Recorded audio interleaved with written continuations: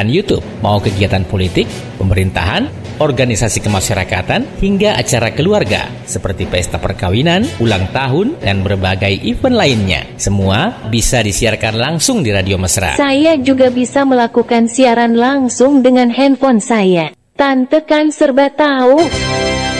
Ya, Tante Gogel. Beda lah Tante. Live streaming menggunakan handphone itu pasti banyak kekurangannya Tante Gog. Iya. Yoi. Kalau siaran langsung atau live streamingnya Radio Mesra itu, suara atau audionya cukup jernih karena ditangani langsung oleh teknisi audio radio yang cukup berpengalaman. Tampilan video atau gambarnya seperti siaran televisi dan bisa dimodifikasi sesuai keinginan. Dan yang paling oke, selama kegiatan live berlangsung, link atau channelnya disebarluaskan atau di-share ke semua jaringan media atau grup media sosial yang terhubung dengan Radio Mesra, sehingga yang menyaksikan atau menonton live streaming kalian bisa lebih banyak. Keuntungan lainnya, kegiatan kalian juga akan dimunculkan sebagai advertorial pada pemberitaan radio serta media online yang berjejaring dengan Radio Mesra. Oh, begitu. Jadi, siaran langsung atau live streaming di Radio Mesra itu banyak keuntungannya ya. Baru tahu aku. Makanya, Tante Gogel jangan sok tahu. Hush. Kalau mau siaran langsung atau live streaming, segera hubungi tim kreatif Radio Mesra melalui WhatsApp atau WA 0853 9535 0907 atau bisa datang langsung ke Radio Mesra, Jalan Bau Masepe, nomor 423, lantai 2, Kota Parepare. Dari ruang redaksi pemberitaan 102,8 Mesra FM, saatnya kita mengikuti berbagai informasi serta update berita untuk Kota Parepare dan sekitarnya. Inilah liputan Jelajah Kota.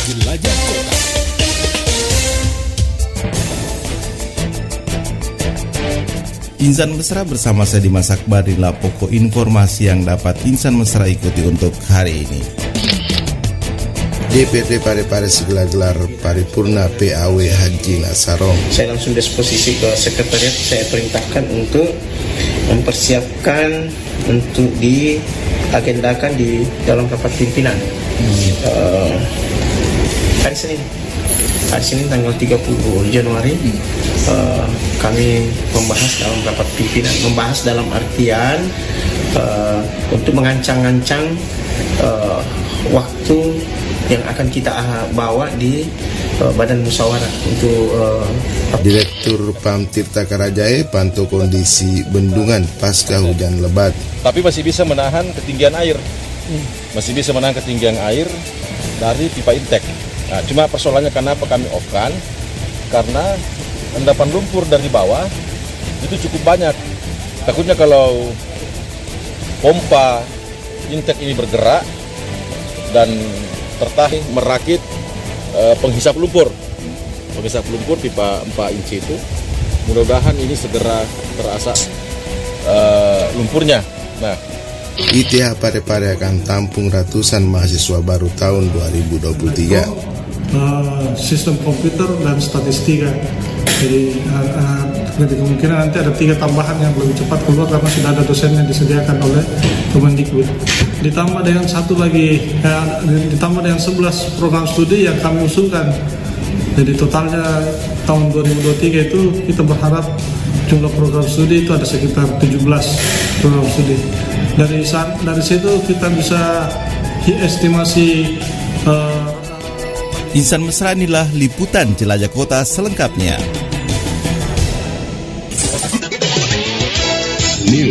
Insan Mesra, Dewan Perwakilan Rakyat DPRD Kota Parepare akan segera menggelar rapat paripurna PAW Nasarong sebagai anggota Dewan Perwakilan Rakyat Daerah Kota Parepare pada Februari 2023 ini. Hal itu diungkapkan Ketua DPRD Kota Parepare Insinyur Haji Karudin Kadir. Menurut Ketua Harian Partai Golkar Kota Parepare ini, Sekretariat DPRD Kota Parepare telah menerima surat keputusan Gubernur Sulawesi Selatan dengan nomor 311/tahun 2023 tentang peresmian pengangkatan pergantian antar waktu atau PAW anggota DPRD Kota Parepare sisa masa jabatan 2019-2024 atas nama Haji Nasarong. Saya sudah dapatkan disposisi dari sekretariat terkait dengan keputusan Gubernur Sulawesi Selatan nomor 311 dan seterusnya yang sudah dipotong tentang peresmian pengangkatan pengganti antar waktu anggota Dewan Perwakilan Rakyat Daerah Kota Parepare sisa masa jabatan dalam tahun 2019-2024 atas nama Saudara Haji Nasarong SOS MH. Jadi saya selaku ketua atau pimpinan setelah menerima surat ini, saya langsung disposisi ke sekretariat. Saya perintahkan untuk mempersiapkan untuk diagendakan di dalam rapat pimpinan hari Senin tanggal 30 Januari. Kami membahas dalam rapat pimpinan, membahas dalam artian untuk mengancang-ancang waktu yang akan kita bawa di Badan Musyawarah untuk peresmiannya atau pelantikannya. Lanjut Haji Kaharudin Kadir, untuk kapan pelantikan mungkin pakai alternatif waktu sehingga ada pilihan waktu nanti akan dibawa ke Badan Musyawarah. Ada pilihan-pilihan waktu nanti yang akan kita bawa di rapat Badan Musyawarah.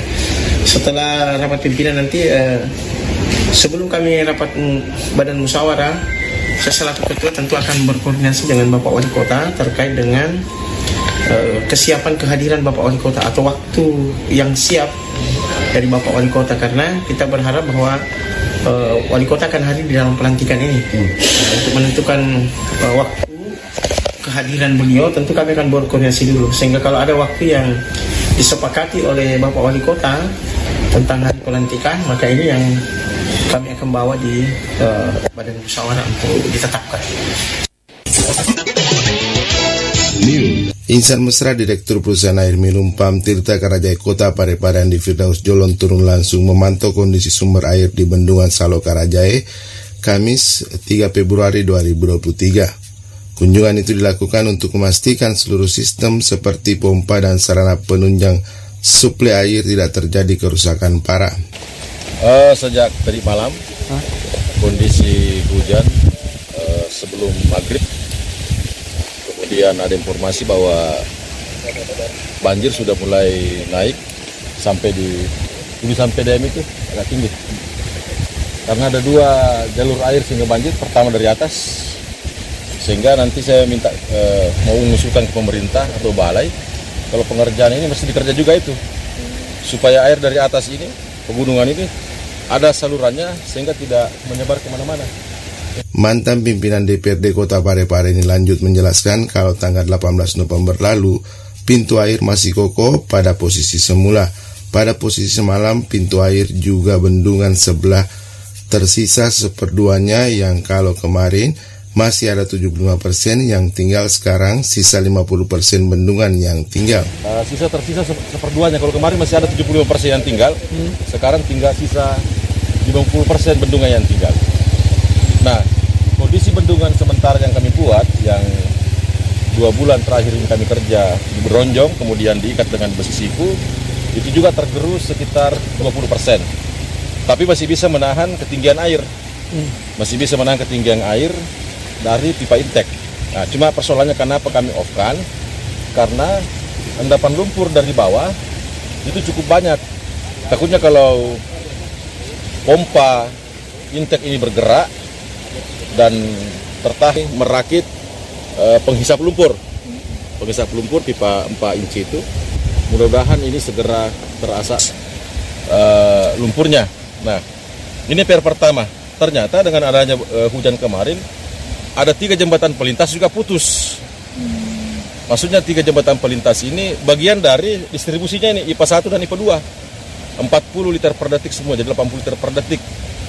Nah, ini sementara juga lagi dikerja di Lapade, kemudian di mana ini, di Bambu Runcing, kemudian ada satu di Jawi-Jawi. Ini yang sementara kita akan perbaiki,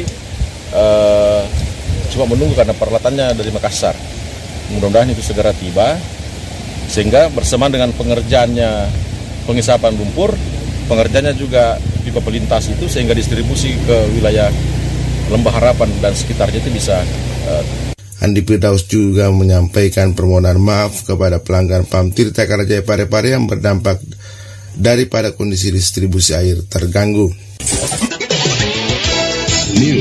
Insan Mesra Institut Teknologi B.J. Habibie atau ITH Parepare akan menampung ratusan mahasiswa baru tahun 2023. Hal tersebut disampaikan Wakil Rektor Bidang Akademik Dr. Engineering Armin Lawu. Menurut Armin, penyelenggaraan ITH untuk 36 studi berjalan lancar dan mahasiswa antusias dengan pelaksanaan perkuliahan di ITH. Jadi alhamdulillah penyelenggaraan ITH untuk 3 program studi berjalan lancar dan kelihatannya mahasiswa juga sangat antusias dengan pelaksanaan perkuliahan di Institut Teknologi B.J. Habibie atau ITH. Dan insya Allah tahun depan kita sebenarnya ingin menambah cuma 11 program studi yang kita usulkan, tetapi ternyata penerimaan P3K atau pegawai pemerintah dengan perjanjian kontrak itu ada sekitar 32 formasi. Selain 3 program studi yang sedang diselenggarakan, ada 3 program studi yang belum ada izinnya, tetapi Dikti sudah meminta, Kementerian Kemendikbud sudah meminta membuka lowongan untuk dosen di 3 program studi tersebut. Lanjut Armin, sebelumnya sudah ada prodi ilmu komputer atau informatika, sistem informasi dan matematika. Sedangkan yang merekrut pegawai P3K itu ada 3 prodi, yaitu elektro, sistem komputer dan sistematika. Jadi kemungkinan nanti ada 3 tambahan yang lebih cepat keluar karena sudah ada dosen yang disediakan oleh Kemendikbud. Ditambah dengan 11 program studi yang kami usulkan. Jadi totalnya tahun 2023 itu kita berharap jumlah program studi itu ada sekitar 17 program studi. Dari situ kita bisa estimasi paling sedikit satu program studi itu 40 mahasiswa yang dapat kita rekrut, sehingga kalau dihitung itu 17 dikali 40 kan sekitar 680 ya. Jadi 680 minimal jumlah mahasiswa yang kita akan miliki pada semester depan, semester tahun akademik 2023-2024. Demikian liputan Jelajah Kota untuk hari ini, dan informasi ini juga dapat Anda baca melalui website streaming kami di www.radiomesra.com. Mewakili kru yang bertugas tim Jelajah Kota, Dimas Akbar, Mira Caniago, Sabir Umar, Agung Sabir, dan Bagus Oramahi mengucapkan terima kasih dan sampai jumpa.